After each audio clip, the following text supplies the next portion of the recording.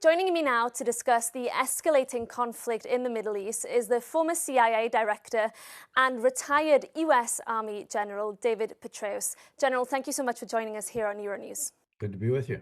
Now, let me start by asking you, given what you've seen over the past 3 days in terms of the US-Israeli military attacks against Iran, what is President Trump's end game here, and is he fulfilling his objectives so far? Well, there's a number of objectives for the military campaign.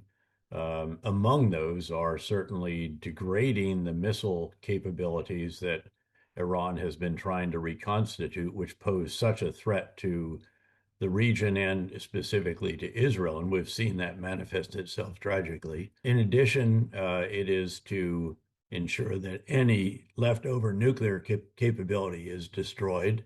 And we heard from the International Atomic Energy Agency just a few days ago that there may be a stockpile of 60% enriched uranium in tunnels under Isfahan, that facility, which was struck during the 12-day air campaign, but where that might have survived. And then, of course, there's the effort to dramatically degrade the capabilities of the regime forces, the regime leaders.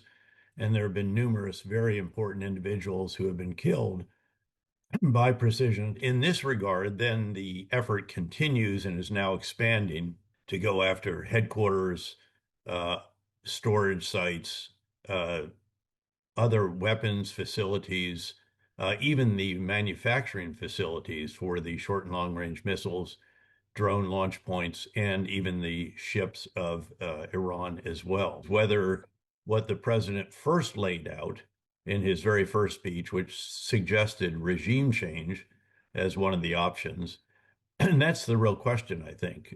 He has since sought to focus that a little bit on the U.S. and Israel creating the conditions for regime change that would be capitalized upon by the Iranian people. The challenge there, of course, is that most of the times that you have a situation like this, the guys with the most guns and the most willingness to be brutal prevail. And in this situation, of course, the Iranian regime forces, which total nearly 1 million when you add them all up, they are armed. They are brutal. They've shown that repeatedly over many decades, not to mention just the last 2 months when they put down the enormous demonstrations by killing probably tens of thousands of citizens and imprisoning tens of thousands more.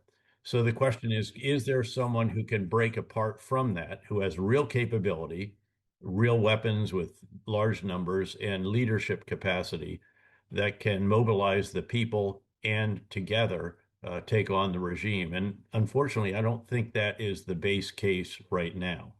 You mentioned that's not the case right now, because we do know that although the Ayatollah Ali Khamenei has been killed, the Islamic regime is very much still on its feet. There is a interim leadership council and vows to appoint another supreme leader quite swiftly.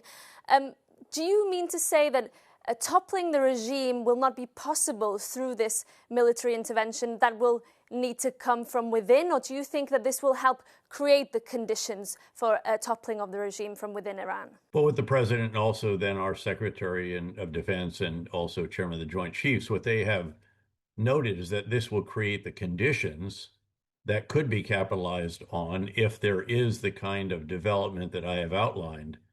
But I am not sure that that is the base case at this point. Again, you have nearly 1 million men under arms who have a demonstrated capacity to be brutal and kill people if they demonstrate against them. Do you think we could potentially see a situation similar to what we saw in Venezuela, where the figurehead of the regime is removed, but we potentially see a slightly softened, more moderate version of that same regime come into force? Is that something President Donald Trump could contemplate accepting?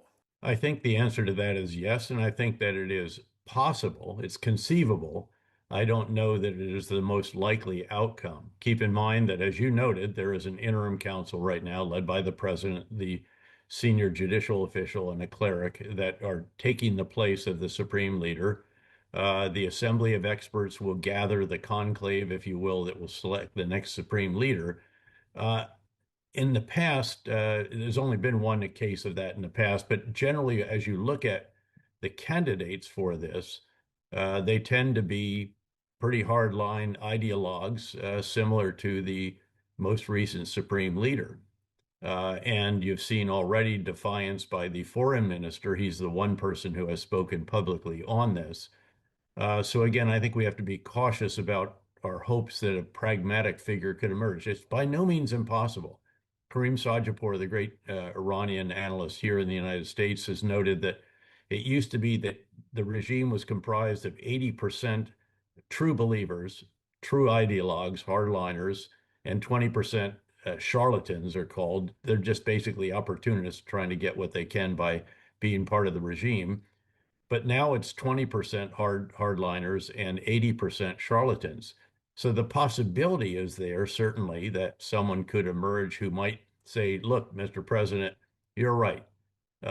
What the nuclear program and the arming of proxies and our killing of Americans and Arabs and Israelis has brought us is ruin.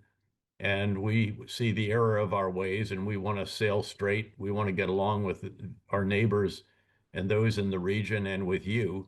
And we're willing to give up our aspirations in all these cases. That would obviously be a very dramatic departure. In terms of what we could expect to see next in terms of the joint US-Israeli campaign in Iran, do you think that this could extend into a prolonged war? We saw the War Secretary Pete Hegseth today refusing to rule out potentially troops on the ground. Do you think that this could evolve into something more dangerous, more spiraling than the US maybe originally intended? No, I think the president and the secretary and others have been very clear that we're not going to put boots on the ground. And frankly, I think that as the days go by, while noting that there is still a very real possibility of additional casualties, of again, those in host nations, those in Israel, those of American forces and others, that over time there will be a degradation of the ability of Iran to retaliate. Will continue to reduce their missile stocks, the launchers, the short-range missiles, and even the drones. So I think they will be hard pressed to maintain even remotely what the pace has been by Iran so far. And there's been so much damage to the command and control facilities and indeed the commanders themselves that this is all quite decentralized now, but it appears that they planned for this. Yet we are seeing quite a relentless response from Iran. We've seen unmanned vehicles, drones flying towards the EU island state of Cyprus, for example. Do you think they've been preparing for this, that the response is intentionally relentless in order to scare off the US? Because we are seeing talk of well, they're not going to scare off the US, so put that aside. They have retaliated, as I noted, and I do think that they did prepare for the eventuality that there may not be central command and control, and they have a deck of targets that they are executing. We'll see if that pattern continues. It's premature to assess based on that. But no, our focus is on what they have that they can use to retaliate. We are seeing, General, also European nations talking about potentially supporting the defensive capacities of the US, including the UK. Do you think President Trump is expecting the support of its European allies here and is counting on them to support this operation in some way? I think the plan that was conceived was essentially the US and Israel and then the host nations in the region whose air and ballistic missile defenses are always integrated into those of the US and Israel. I don't think there was an assumption made that the Europeans would join in. It would have been good if they had, at least for defensive purposes from the very beginning, because it's very clear, it should have been clear at the outset, that Iran is not going to limit its targets to just US bases, Israel, and so forth.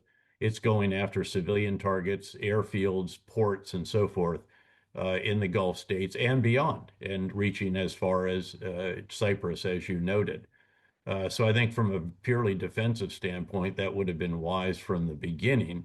The question now is whether or not they go on the offensive and start contributing to taking down the retaliatory capabilities of the U.S. and Israel. Is that something that you can foresee happening? European nations joining in a more offensive capacity? My understanding is that that has been discussed. I don't know that I'd predict what the outcome would be, but the fact that it's just being discussed, I think, indicates that it's certainly a possibility. Very briefly, just to close off, do you believe that the US has the lessons learned from its experience in Iraq in mind here when we know that Saddam Hussein's government and administration was completely wiped out by the US, leaving the country essentially not functioning? Is that something you feel that the US administration is bearing in mind as it continues with this campaign? Well, very much so. I think they've been explicitly clear about that. I'd just also note that it was not just that the regime was toppled, is that we then took some catastrophically bad decisions. I was part of the invasion force, and we were cut off at the knees when the decision was made to fire the entire Iraqi military without telling them how we were going to enable them to provide for themselves and their families. And then when we uh, fired the entire Ba'ath Party down to level 4, the level at which it was tens of thousands of bureaucrats, many Western educated, that we needed and were already using to help us in a country that we didn't sufficiently understand. So it wasn't, we could have very quickly, I think, brought back major elements of it. And had sort of a Venezuela light, if you will, because the top levels clearly were gone or in the deck of cards to be pursued. Okay. General, thank you so much for your time and for joining us on Good to be Euronews. with you. Thank you.